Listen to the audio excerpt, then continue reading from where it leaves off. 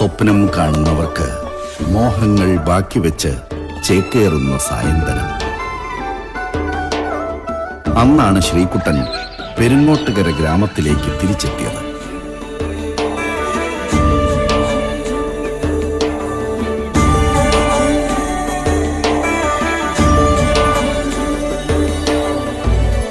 വണ്ടിക്ക് ബുക്കും പേപ്പറും ഇല്ലാതെയാണോടാ ഈ പെണ്ണിനെ കൊണ്ടുള്ള ചിറ്റിക്കളി? സോറി സാറേ, അത് എക്സ്ക്യൂസ് മീ, എന്താ പ്രശ്നം?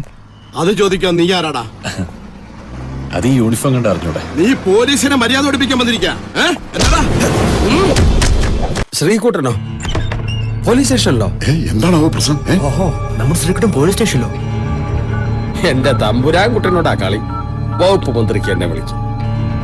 ഹലോ തോമസ് കുട്ടി, ആക്സിഡന്റ് വണ്ടി നിന്നോളും. നിങ്ങൾ ആരും വരണ്ട.